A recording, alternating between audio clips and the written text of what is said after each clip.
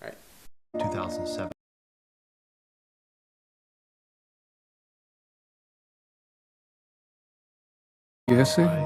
S-W-I-L-L-I. Right. 13.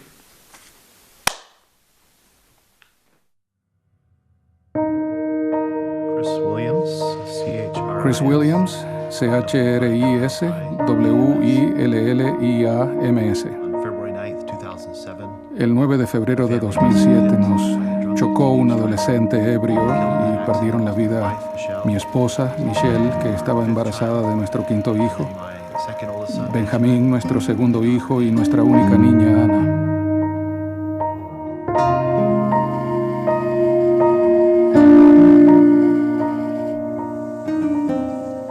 Yeah, it was a Friday night like any other in our family. Fue un viernes por la noche como otros.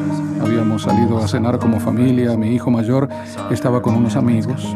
De pronto vi un par de luces que se aproximaban a gran velocidad y traté de hacerme a un lado, pero fue demasiado tarde y el vehículo nos chocó de costado.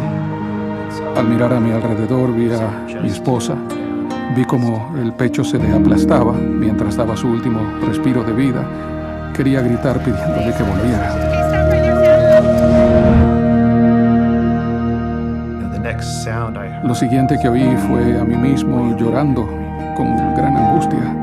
Fue como si estuviera fuera de mi cuerpo oyéndome y dándome cuenta de que era yo quien producía esos sonidos. never felt so Nunca me había sentido tan vulnerable en mi vida, tan destrozado espiritual, emocional y físicamente.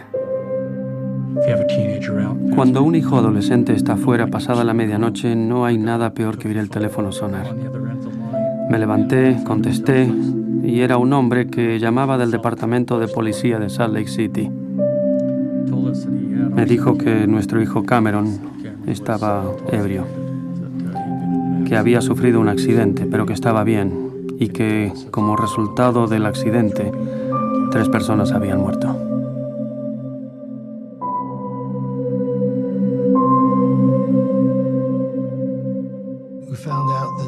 Apenas nos enteramos de lo ocurrido, fuimos al hospital donde habían llevado a la familia de Chris.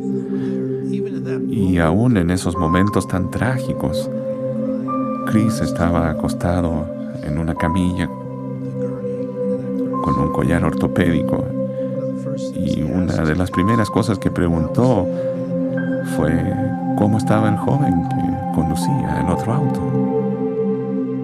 for the first few months after Durante that, los primeros meses después del accidente sentía que una gran parte de mi vida se había marchado. and that's a very difficult Es algo muy difícil de vivir. Me arrodillaba y quería hablar con mi Padre Celestial mientras so lonely. me sentía tan solo y tan angustiado. Fueron conversaciones muy interesantes. Dios no trata de dar alivio de inmediato, primero escucha y eso me ayudó mucho. He allowed me to get that anger Me off. permitió arrancarme del pecho todo ese enojo, pero también siempre regresaba a mí y me enseñaba sobre su Hijo, Jesucristo.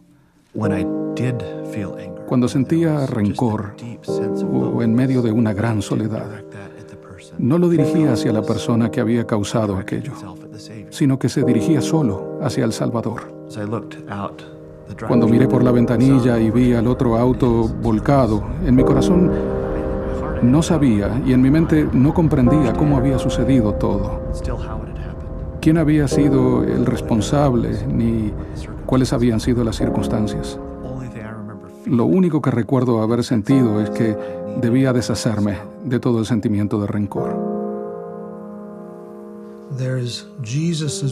Los problemas y el pesar se pueden encarar y resolver a la manera del Señor o de alguna otra forma.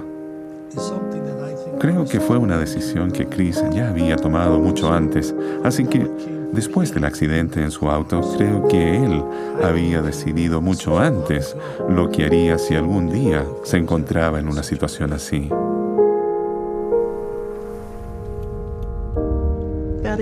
Hace más o menos un año, Chris y Cameron se vieron por primera vez y hablaron. La primera vez que lo vi, recuerdo que él estaba sonriendo, pero yo no podía sonreír porque veía cara a cara al hombre a quien le había causado tanto daño. Me saludó y estuvo totalmente dispuesto a hablar sobre lo que había ocurrido aquella noche y cómo se sentía él. Chris dijo las cosas que Cameron necesitaba oír, sin escatimar palabras.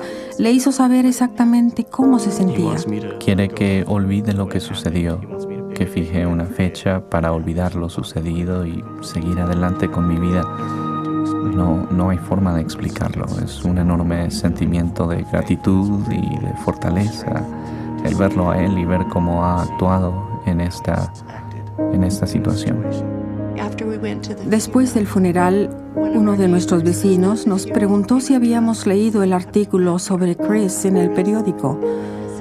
Era un artículo sobre el perdón. Me sentí completamente embargada por la emoción.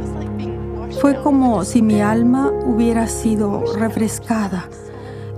El saber que alguien en una situación como la de él pudiera perdonar tan libremente me sirvió mucho y me dio gran alivio. Lo que le expresé a Cameron cuando hablé con él fue que el haberlo perdonado o cualquier otra cosa que él me hubiera visto hacer o oído decir después del accidente, tenía que saber que era solo porque el Salvador estaba actuando a través de mí. Yo apenas era un conducto por medio del cual el Espíritu, su ejemplo, su conocimiento, su inteligencia y su gracia pudieran brillar. Eso era todo lo que yo tenía que hacer, no interferir con el Señor. Quería que entendiera que yo no tenía mucho que ver con todo lo bueno que se pudiera ver en mí. Tiene un gran valor para mí el que me haya perdonado, y sé que lo ha hecho porque tiene un testimonio de Jesucristo y una relación con Él. Agradezco que Dios permita que ocurran tragedias y pruebas en nuestra vida. No porque sean fáciles o deseables, sino porque nos ayudan a amar. Y es una gran bendición porque me permitió conocer a mi hermano.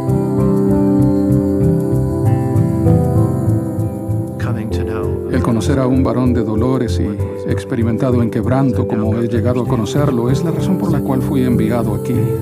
Y ha sido tremendamente difícil el tener que aprender esas lecciones de la forma como las he aprendido. Pero siempre salía de esos episodios de dolor con la seguridad y la esperanza de que tal vez un día lo vea tal como Él es. Un día espero ser como Él.